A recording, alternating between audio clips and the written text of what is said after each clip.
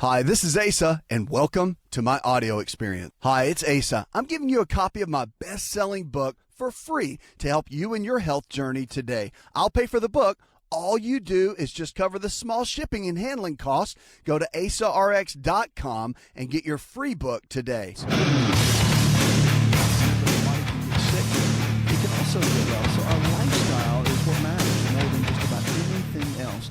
So our lifestyle determines the kind of health we're going to have. And so the foods we eat, air we breathe, the water we drink, the exercise we get, the stress we manage, all of that matters. And so creating a plan that you can balance is really the ultimate key. And that's what will give you the key to an amazing life, as well as to be able to do that. So I encourage you to walk in that path, because you can do really, really well if you're making the right kind of choices.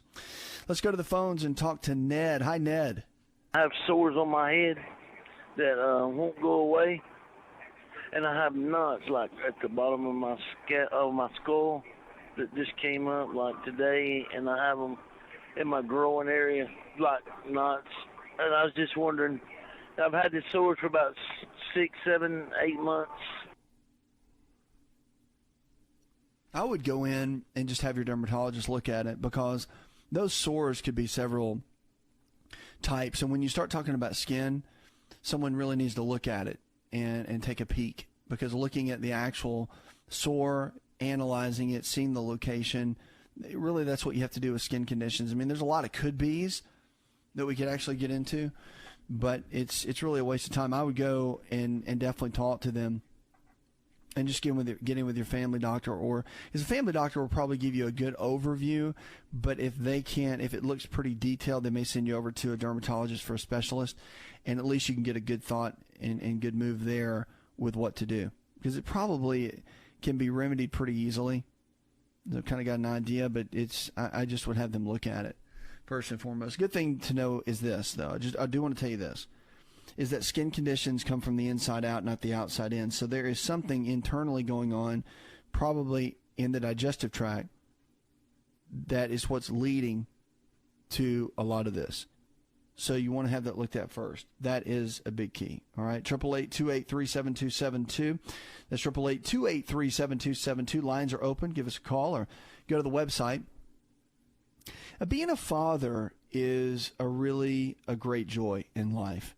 They've done a study, though, which I think is really interesting, and this is, I'm gonna talk to you about this and just see what you think. So, a new study looked at Finnish men, who became fathers of at least one child before the age 25, and they said that men who are fathers before the age of 25 are more likely to die in their middle age. Younger men were less likely to have planned for children and need to become breadwinners quickly to support their new families. Study lead author Elina Inio, who's a postdoctoral researcher at the University of Helsinki in Finland, said suddenly taking on the combined role of father and breadwinner may have caused considerable psychological and economic stress for young men not ready in his new role. Researchers wanted to understand better why these studies have shown similar patterns, and using the census data, they drew a sample of 10% of Finnish men born between 1940 and 50s. This is how far back they went. What's interesting is overall 5% of the fathers, or 1 in 20, died in their late 40s or early 50s. The most common cause of death was heart attack, alcohol-related illnesses. See, they were going to the alcohol, handling the stress, managing the stress. And the death rate sounds high, but they said life expectancy is pretty average for high-income countries.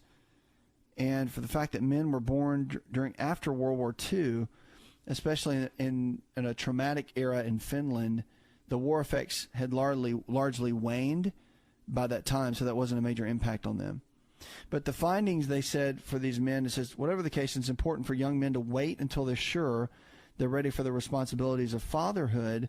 Some young men can be pretty mature at an early age, and others not at all. So it depends on the maturity level. But, yeah, it will raise your stress level, no doubt about it. And be sure that you're ready financially to take care of bringing a child in. So that is definitely a huge piece, and it's one of the greatest joys, probably, if not the. And so being ready for that, it's going to bring stress no matter what. I mean, it just is what it is. It's life, but it's a wonderful stress, and knowing how to handle that and walking with that, it just takes It just takes, it's a learning curve for anyone. No one gives you a manual on how to do it. 888-283-7272.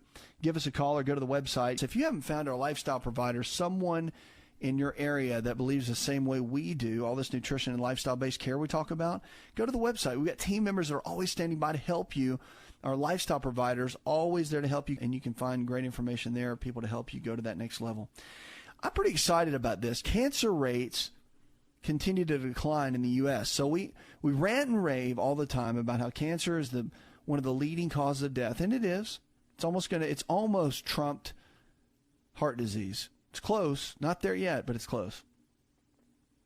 And they say cancer death rates continue to decline in the U.S. because of a lot of the anti-smoking efforts, which has cut down the lung cancer deaths. By the way, if you ever look this up and you're wanting to know the death rates and which is the greater and that sort of thing, the lung cancer rates, do you know that that's the number one killer? 33%? Lung cancer. Everything else is like prostate, 6%, colon cancer, 8%, right? So we hear all these other cancers that are devastating. Pancreatic cancer, 3% or 2%, something like that. But lung cancer, 33%. It is the number one that can take you out from a cancer perspective. So the four major cancers are lung, colorectal, breast, and prostate. And 2/3 of them are on the decline. So I'm pretty excited about that. It's exciting. So you think about, just so you know, the alternative world, traditional world, there's all kinds of debates. Everybody gets frustrated. They think money's not being used right. But I know quite a few people in cancer research that I've just met and colleagues that do great work. I mean, amazing work. American Cancer Society, National Cancer Institute, U.S. Centers for Disease Control and Prevention. All these folks have, of course, monitor and manage a lot of this, and they manage the funds and the studies that go on. But there's been some great research done and accomplished. So as much as the alternative guys, which I like the complementary medicine, I'm into natural-based things very much so, as you hear the show. But I also get excited when money's being put to use and people are seeing some good things happen. So very exciting to see that it is on the decline. The big challenge is what I'm not fired up about, and I get kind of fired up about, really fired up about, is the fact that obesity is on the increase. I mean, it's crazy. It's almost at 70% now of Americans are overweight. Really? 70% of Americans are overweight. That is crazy.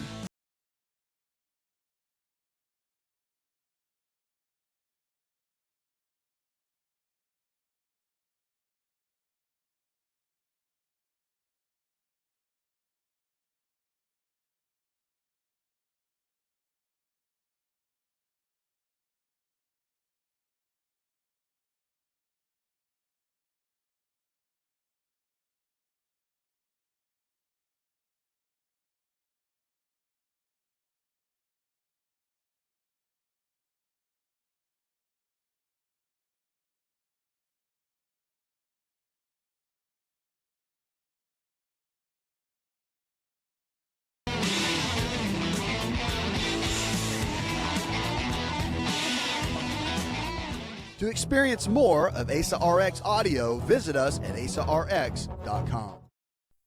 Hi, it's Asa here. Are you sick and tired of being sick and tired? Do you need a new prescription for your life? I have a special gift for all my listeners. I'm giving away a free copy of my international best-selling book to help you truly live your potential. All you have to do is cover the shipping and handling, and I will give you the book absolutely free. I want to invest in you and your health this year. So get your free copy of my book by visiting myfreehealthbook.com. That's myfreehealthbook.com, and let's get healthy together this year.